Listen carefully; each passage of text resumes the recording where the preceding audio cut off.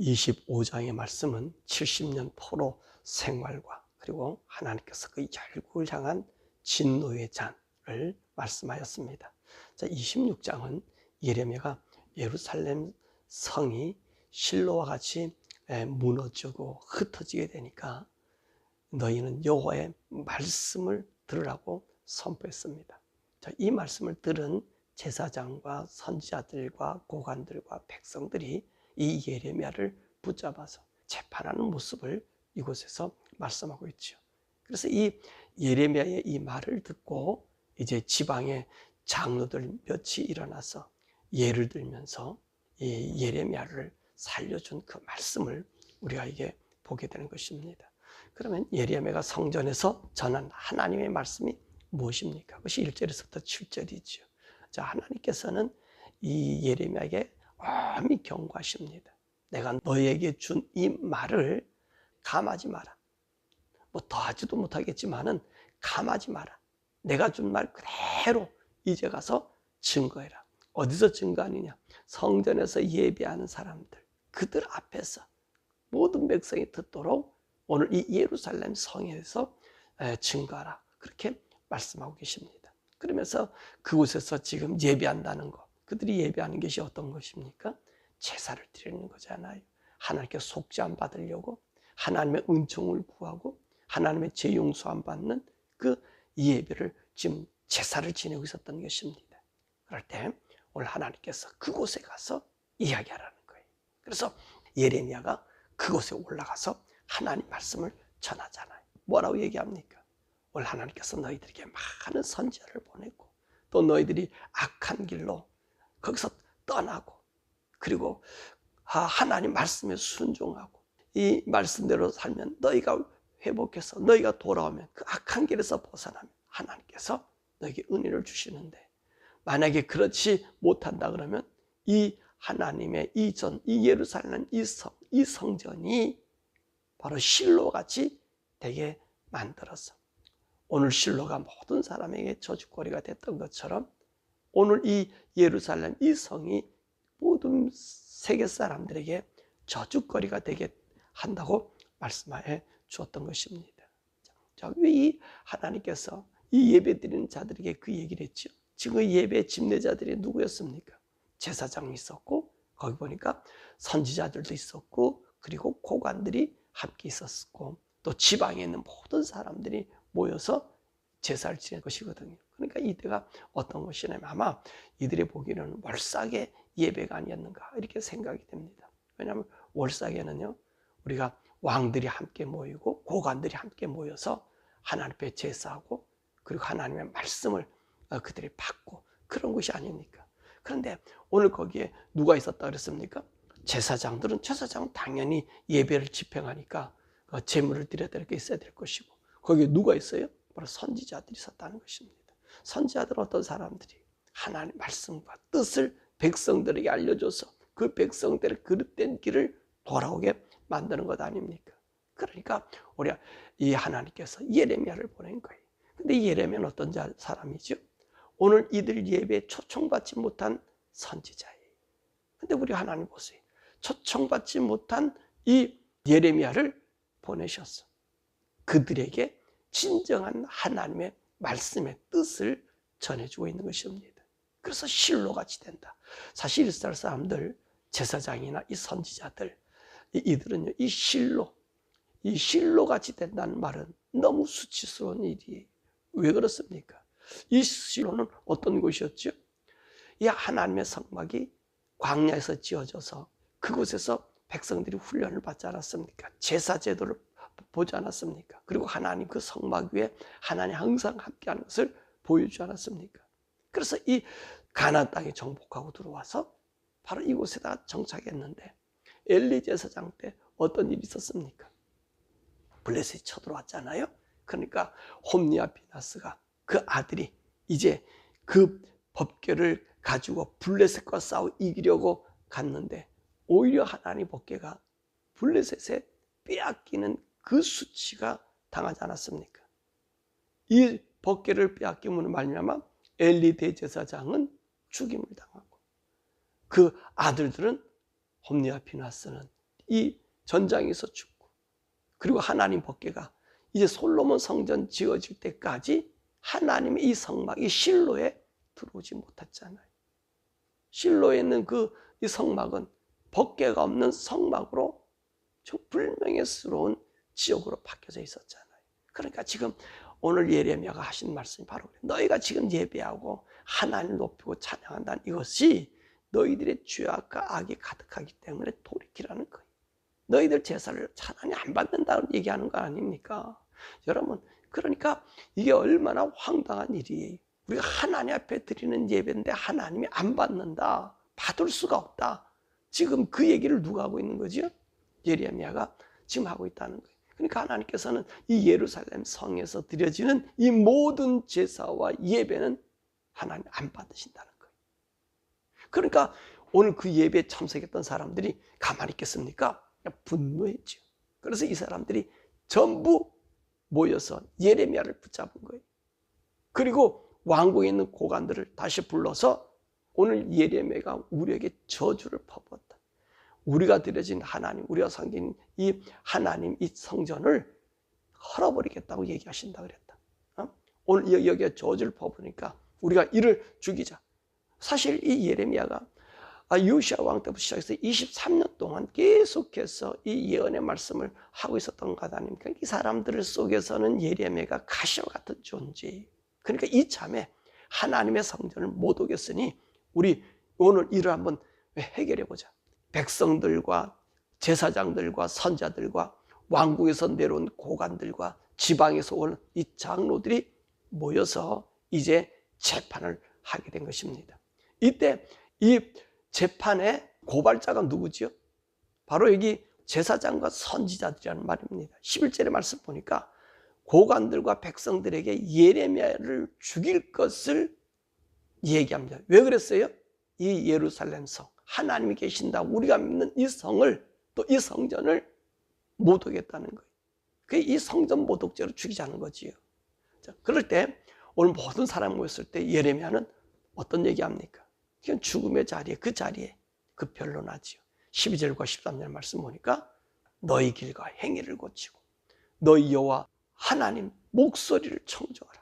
그리하면 하나님께서 이 성을 정말로 실로와 같이 저주거리가 된다고 이 예루살렘 성을, 또 이 성전을 멸하지 않게 하시겠다. 그렇게 말씀해 주신 것입니다. 그러면서 뭐라고 말씀하십니까? 너희들이 나를 죽이려고 한다. 그렇지만 나의 이 무지한 핏값을 너희 몸과 이 성과 이 성 주민에게 다 돌림받아야 할 것이다 라고 이야기했습니다. 자, 그럴 때 이 선지자들과 제사장들은 이 예레미야를 또 죽이려고 하잖아요. 그럴 때 이 예레미야를 변호한 사람들이 있었지요. 누구였습니까? 고관들과 백성들, 또 지방에서 올라온 몇 장로들이, 그리고 사반의 아들 아히감이 예레미야를 변호합니다. 무슨 말씀했으느냐? 오늘 여호와 이름으로 예언했던 사람들의 이야기, 더기 히스기야 왕 때 미가 선지자의 그 말을 듣고 히스기야가 회개했잖아요. 이 미가가 이 히스기야 왕 때 뭐라 얘기합니까? 너희들이 만약에 하나님 앞에 돌아오지 아니하면, 온전히 쓰지 아니하면 이 성은 모든 사람의 저주거리가 되고, 그리고 비참하게 이 땅이 짓밟히게 될 것이라고 얘기하니까 히스기야가 하나님께 돌아와서 그 말씀대로 변화되었잖아요. 그랬더니 하나님께서 재앙을 내리지 않았다는 거예요. 그리고 오늘 여호야김이, 우리아가 이 예레미야와 같은 말을 했단 말이죠. 그러니까 오늘 여호야김이 어땠습니까? 분노해서 자기 장수들을 보내가지고 이 우리아를 애굽으로 피신했는데 그까지 가서 잡아와서 죽였다고 얘기하고 있잖아요. 그러니까 이런 일을 하지 말자는 거예요. 하나님 말씀으로 행했으니까 회개하면 하나님이 히스기야를 살려주고 히스기야에 그 영광을 주지만, 만약에 하지 않는다면 예레미야가 이야기했던 것처럼 그 모든 피가 우리에게 당하게 되지 않겠는가. 그러므로 예레미야를 살려준 모습을 우리가 볼 수 있습니다. 자, 그럼 오늘 이 말씀을 통해서 우리가 볼 수 있는 것이 무엇일까요? 이 이스라엘 나라의 부패, 그 백성들의 부패, 사람들이 죄악이 관영하게 만드는 그 원동력이 어디 있을까 하는 것입니다. 물론 왕은요, 자기의 권좌를 누리기 위해서 자기의 뜻을 관찰하려고 그래요. 그러나 제사장과 선지자들은 왕의 뜻보다는 누구의 뜻을 더 알려줘야 되죠? 하나님의 뜻을 알려줘야 되는 거예요. 하나님의 뜻을 온전히 증거해 줘야 되는 거예요. 오늘 여기 있는 유다의 제사장들과 이 선지자들은 어떤 사람들이었습니까?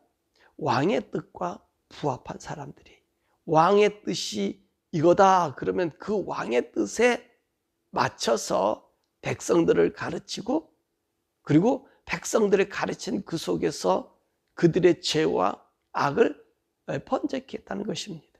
그러니까 이 백성들로 하여금 어디로 가게 만듭니까? 모두가 악의 소굴로, 악에 빠지게 만든다는 거죠. 그러므로 선지자들과 제사장들의 역할은 세상의 왕과 야합이 아니라 하나님의 뜻을 전해주는 거예요. 하나님 말씀을 알게 해주시는 거예요.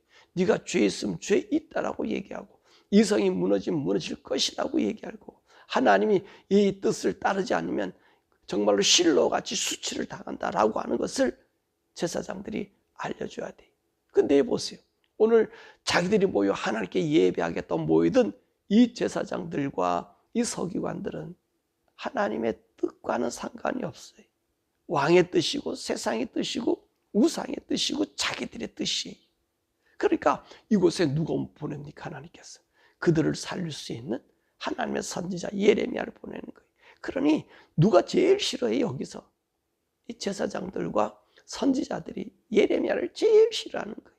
자, 백성들도 하나님의 성전으로 이 예루살렘 성으로 지금 선포하잖아요. 그러니까 이들은 어떻습니까? 하나님의 이름으로 하나님의 성을 이런 앞으로 험담, 저주가 와? 그럼 생각해보고 두려워하는데 이들은 어떻습니까? 저들의 심령이 화인 맞으니까 오히려 그를 죽이려고 하는 거예요. 하나님 말씀을 맞다 안 맞다, 그럼 자기들의 생각의 판단으로 예레미야를 죽이려고 했던 것입니다. 이것이 선지자들과 제사장들의 죄악이었다는 거예요. 그러니까 선지자와 제사장이 타락해버리면 그 나라는 소생할 가망성이 없어요. 하나님의 온전한 뜻을 저들에게 알려주지 못하면 그 즉시 뭐가 되지요? 파멸이 되잖아요. 그와 같은 얘기입니다. 그런데 오늘 여기는 또 말씀 보면 이런들 사람들 중에서 하나님께서는 그 예레미야를 보호하고 지키는 자들이 있다는 거예요. 여러분, 우리 주님께서 예레미야가 그랬잖아. 내가 이 말씀을 전하지 않겠다. 이 말씀을 이 백성들에 알려주지 않겠다. 왜냐하면 백성들이 반응하고 돌아오질 않아요. 자꾸 우상을 숨긴 대로 가요. 그러니까 예레미야가 더 이상 하지 않겠다라고 이야기했잖아요. 그리고 자기가 태어난 그 날에 대해서 한탄했잖아요. 그리고 예레미야는 어떻습니까? 그 사람들에게 따돌림 당하는 외톨이였잖아요. 그러니까 생각해 보세요. 저들과 함께 정말로 사람들이 말하는 인간답게 살아보려고 그러는데 하나님의 영을 받은 자는 인간답게 사는 것이 아니라 그 하나님의 영의 영감 속에 살아야 되잖아요. 그러니까 얼마나 괴로워요. 그 일을 감당할 때, 그만두겠다고 할 때 하나님 예레미야에게 뭐라 말씀하세요? 내가 너를 지킬 거야. 너를 보호할 거야. 너를 청송같이 할 거야. 너를 죽이려도 죽이지 못하게 만들 거야. 그렇게 말씀하셨잖아요. 오늘 예레미야에게는 그 일이 이루어지는 거예요. 아이감을 통해서, 또 지방에서 올라오는 몇 장로들을 통해서, 또 고관들을 통해서 저 말을 들어보자. 저 말을 한번 우리가 신뢰해보자. 그런 분위기가 있더라는 것입니다. 물론 이들이요, 그 말씀대로 들어오지 않았어요. 근데 우리 하나님께서는 누구에게 이걸 보여주는 거예요? 따지고 보면 예레미야에게 보여주는 거예요. 내가 너에게 그 죽음의 사지에 있어도 너를 구원할 자를 내가 거기에 준비해 놓고 있었다. 모두가 다 안을 알지라도 그 속에 숨겨놓은 자가 있다. 이 얘기는요, 엘리야를 통해서도 있잖아요. 엘리야가 로뎀나무에서 죽기를 구할 때 나만 남았습니다 라고 얘기하니까 하나님이 아니야, 숨겨준 자도 내가 7,000명이나 두었어. 그렇습니다. 우리 사랑하는 성도들이 외치는 자들 속에 그 앞에 가는 선지자들 또는 목회자들이 있을 때요, 그 뒤에는요, 이런 보이지 않는 이런 믿음의 사람들이 있다는 것입니다. 그래서 결코 이 우리의 외침이 끝나는 것이 아니에요. 그 말씀을 들을 귀 있는 자들이 있고 하나님이 남겨놓은 백성들이 있다는 것이지. 그렇기 때문에 오늘 이 말씀 통해서 우리가 알아야 될 것은 이 목회자들은요, 항상 하나님 말씀, 그 말씀에 귀를 기울여야 되고 그 말씀만이 우리에게 나타나야 돼요. 사회 현상, 여러분, 사회는, 세상은 이 악의 정점까지 치닫는 거예요. 우리가 생각할 수 없는 악의 정점까지 치닫고요. 이 세상의 모든 문화는 죄의 문화로 만들어버리는 거예요. 그래서 하나님 말씀이 자꾸 뒷전으로 물러나게 되지.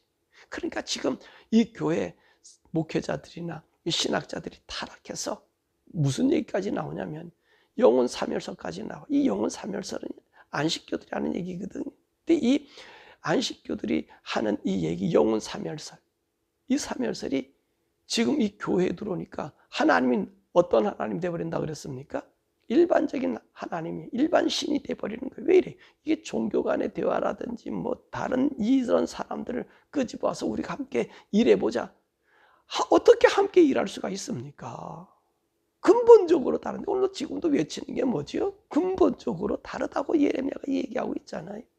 근데 저들은요, 악한 영이 들어갔기 때문에 하나님 음성 듣지 못하기 때문에 그 짓을 하는 거예요. 그들의 세력이 얼마나 큽니까? WCC 한번 보세요. 얼마나 그 가입된 교회들이 얼마나 그거 쩡쩡거리고 있어요. 그렇게 운동하는 사람들 보세요. 그리고 거기에 정치꾼으로 왔다 갔다리 하는 사람 있잖아요. 여기도 발들이고 저기도 발들이는 사람. 이 사람들이 더 나쁜 사람들이. 이 사람들이 전부 우리 모두를 끌고 가는 사람. 이 중간에 있는 왔다리 갔다리 하는 사람들.